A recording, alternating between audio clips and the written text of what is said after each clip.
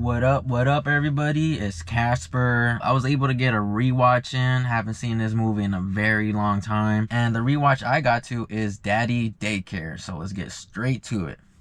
Daddy Daycare is a 2003 movie. It's rated PG and it's an hour and 32 minutes. It's directed by Steve Carr, starred by Eddie Murphy, Jeff Garlin, Anjelica, Huston, Zahn, and Regina. Daddy Daycare is definitely one of those movies that I remember as a kid. Me growing up didn't know too much details when people are talking, so this rewatch right here for me, I would say brought a lot of memories, brought back a lot of just times where I'm just like, wow, how come I didn't catch that? It's about Eddie Murphy, him and his friend Jeff Garlin, who plays the character Phil. They're both two dads. Eddie Murphy is like part of marketing team that makes like cereal or food stuff for children out there, like Kellogg's and like Lucky Charms type of stuff. His project didn't go well with the company failed him. He's losing money, he need bread, so he decides to do a daycare. He has a little son as well, and the son in the movie, his name is Ben, but he's played by Kamani Griffin. Eddie Murphy decides to do a daycare with the homie, and that's where the movie takes off. A lot of the parents are a little hesitant because the title Daddy Daycare, and then also Eddie Murphy wanted to put his son into a really good school, so you know the maturing process could happen. One of the, I guess, the deans of the school, her name is Anjelica Huston. She's Mrs. Harridan. She's a little weird in the movie. We'll get to it soon. But that's basically what the movie's about. Eddie Murphy just trying to, you know, come up on some cash, opening a daycare, and he names it Daddy Daycare. From there on, he ends up learning a lot of lessons. He enjoys it, finds out that, you know, money isn't everything at his job, you know, and there are a lot of fake people, and there's a lot of realness at Daddy Daycare. This movie, it is what it is. It's not like the craziest like Golden Globe production type of style movie. This movie, I would say, fits for kids, fits for a family watch. There's a couple of things in this movie that didn't catch my eye the first couple times watching it. This rewatch, I like the fact that Eddie Murphy used his brother's name, Charlie, in the movie, and I didn't catch that till I rewatched it, and I was like, yo, that's crazy. R.I.P. Charlie Murphy. Eddie Murphy's performance in here, I would say that it was very doable. It's very watchable. It's not very like on a comedic level where a lot of his easy mannerisms make you laugh. He's more of like a vocal person where his sounds and his voice makes you laugh. And in this movie, I like how Eddie Murphy kept it really cool. He did have the dad vibe in many cases, the way he was talking to his son Ben. I do like his wife Regina being in the movie. I like that couple right there. That for sure was straightforward, you know that they were married. I like the vibe from Regina being the wife in the movie. I thought it fit very well. Eddie Murphy's performance in here, a lot of funny moments. Like I said, crazy that he used his brother's name. Eddie Murphy, I would say he did a good job. Did a lot of funny things. You know, you told him to overdo. You can tell, and there's some lines in here that he had to overdo to make that moment more funny, and it wasn't a bother for me at all. His presence and his voice makes up for everything that he does. His look was perfect. Like, I gotta watch way more movies from Eddie Murphy. There's a lot of low-key banger ones that I have to get to, so this movie right here, I'm glad that I saw an Eddie Murphy performance again, aka the rewatch. The homie Jeff Garlin, he plays the character Phil. My gosh, that dude, he is funny. He is one of those people where you can look at, he could be at a coffee shop and he can eat a bagel or something really slow and very focused on the computer, and I personally would think those mannerisms is comedy, how he looks. He's like a little big kid in the movie, and I liked how he presented himself in the movie very well. The look fit, his lines were on point. Him trying to, you know, take care of his son in the movie, I thought that was pretty funny because like he didn't want to deal with no trouble. He's just like, hey, if this works for my son, I'm doing that. Good duo. I like the duo between Jeff Garlin and Eddie Murphy. I thought those two fit for their movie.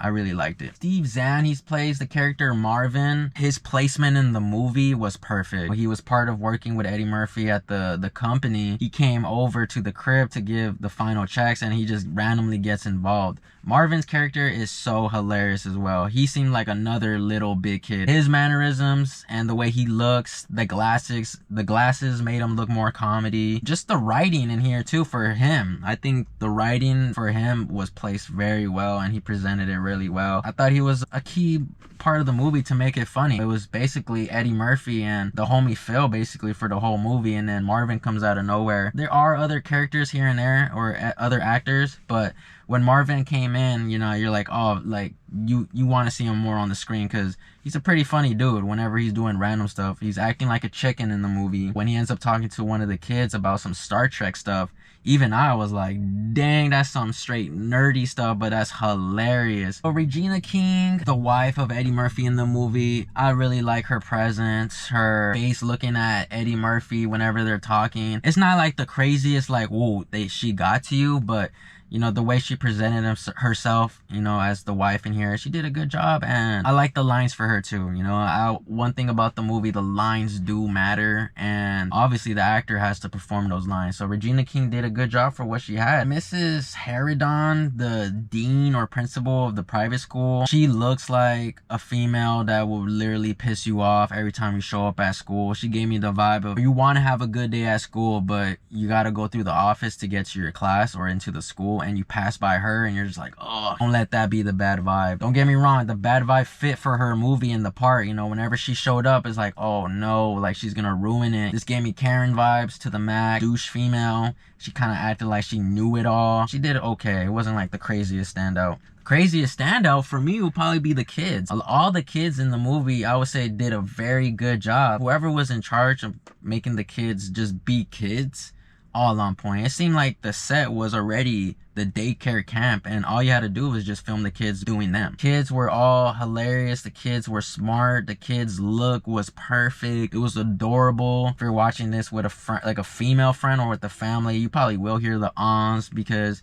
you know, they're adorable. Ben, he was a standout as well. His look in the movie very adorable. It even looked like a lot of the scenes for the kids that they, you know, redid. It didn't, in sense of like lines, you know, you can tell when, you know, when the kids are going yay and jumping around, that could have been like 2 or 3 takes, but when they performed their lines, I would be like, wow, that probably was a first try right there. So Ben was a standout, and I really like the girl Becca who wears glasses. She's trying to act like she's an adult already. I thought that was very adorable with her glasses and then her trying to read. All the kids individually have their own characteristics on why they're adorable. Watch it, each kid stands out on their own. One kid might be a little louder than the other and you'd be like, oh, that's a badass kid. So like I said, the movie is not too crazy and being here and being there with just like the places where they're at. The movie basically takes place in Eddie Murphy's house, running the daycare there. There's a few other places where the movie takes place at, but it usually stays in the same area. It's not a bother. You like to see the growth from the characters, from where they started thinking they know it all, and then from the end part where there's a lot of realization, knowing that, you know, they grew to that person. So the movie flowed really well. My only nitpick will probably be, maybe could have made Eddie Murphy a little bit more funny, even though he did enough. That would be the only thing I would say about it. It is what it is. It's a kid's movie. It's not like crazy cinematography. The lines are good. Thank goodness for the lines. The people who wrote this movie did a good job. Soundtrack in the movie, perfect too, in just senses of like all the sounds in the movie had little kids vibe, so it can keep the attention span for kids going. After my rewatch watching Daddy Daycare, I'm gonna have to give it a 9 out of 10. That's my movie review for the movie Daddy Daycare. Shout out to you guys for tuning into the video, and we'll see you guys on the next one. Peace, y'all.